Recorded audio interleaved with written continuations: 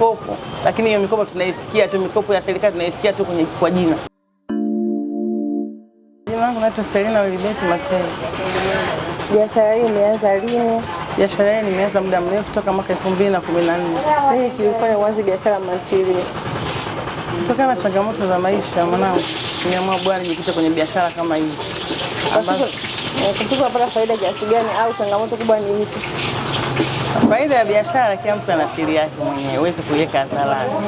Ila faida ya biashara inatokana na matokeo ya maisha yako na mazingira yako na jinsi muonekano wako unavyoonekana. Mtu ajue kusema biashara ina faida. Mwahi kukosa wateja na kupata hasara? Hasara zipo na changamoto zipo. Kuna wakati mwahi kumpa mtu chakula bure? Fanyaje? Kuna wakati kumpa mtu chakula bure? Unampa, utakuta mtu mwingine anakuja hapa anakuambia mama sina kitu, sina hela, unampa. Kuna wengine na watu waliokuwa na akili kidogo, sasa tena kama mimi hapa watu wanaonyesha unaenda kwa bandari ile pale amlokole. Wanaletwa hapo, wanapa chakula, anatoa mtu anaondoka. Kitu gani kinakupa nguvu ya kuendelea na biashara hii? Inanipa nguvu kuendelea na biashara hii kwa sababu faida yake naiona. Faida naiona na pia inanibadilisha mazingira yangu kutoka sehemu moja kwenda sehemu nyingine. Inanisaidia kwa kweli. Kuna faida naipata. Nisingefanya biashara miaka yote kama haina faida. Ungependa maisha yako badilike kivipi kupitia biashara hii?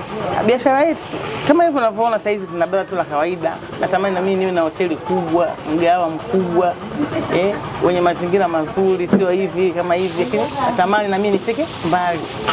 Unawashauri vijana ambao wanaidharau biashara hii? Nawashauri kwa kweli wafanye tu hii biashara, kwa sababu hii biashara ni nzuri. Mtu akiona hivi anaweza kaidharau, lakini ina maslahi mengi sana, inakupa faida nyingi kwa sababu unatoka sehemu moja kwenda sehemu nyingine. Yaani kama inakuheshimisha. Unajua mwanamke ukiwa na biashara au ukiwa na biashara yako hoteli, yani unajengea heshima fulani na muonekano wako unaonekana sababu mama mfanya biashara. Hata mtu akwambia bani kwa pesa shilingi 10,000 hapa, anaweza kwa sababu yafanya biashara. Lakini kama una biashara yote mtu hawezi kukopesha, anaweza kukuamini. Biashara hii kulinganisha na zamani na sasa kuna tofauti gani? Au tofauti mkubwa upo wapi? Sasa hivi vitu vimepanda, gharama ni kubwa. Kwa sababu mchele sasa unafika mpaka shilingi 3,000. Lakini hapo mwanzo tulikuwa tunanunua mchele mpaka shilingi 1,000. Ikimaanisha huko 2010 na ngapi huko. Mchele mpaka shilingi 1,000 kilo. Lakini sasa hivi mchele shilingi 3,000. Tayari gharama zinapanda. Mkaa, bei gari unapanda siku hadi siku. Kwa hiyo kuna changamoto kama hizo. Kwa mazingira yako ya hapa, chakula gani kinauzika sana? Hapa supu na chapati. Supu na chapati. Na wateja wako aina gani? Wanafunzi wa chuo au watu wa kawaida au wafanya biashara? Wanafunzi wangu, wateja wangu mimi kwa kweli ni mchanganyiko. Kuna wafanya biashara mbalimbali, kuna wapita njia, japokuwa nipo huko lakini wapita njia nawapata. Kwa hiyo mimi wa bodaboda, yani biashara yangu mimi mchanganyiko wa aina zote, na wateja wa aina yote kwa kweli. Na walimu wa sekondari hapo. Kuna mtu yote alishaye kusaidia kufika hapa na kufikia level hii? Kwa mtu mwingine nje na familia yangu hakuna. Zaidi ya nani? Zaidi ya mume wangu. Na kusaidia kufika hapa. Mume wangu ndio, yani mchango wake ni mkubwa sana mpaka nafika hapa. Asilimia.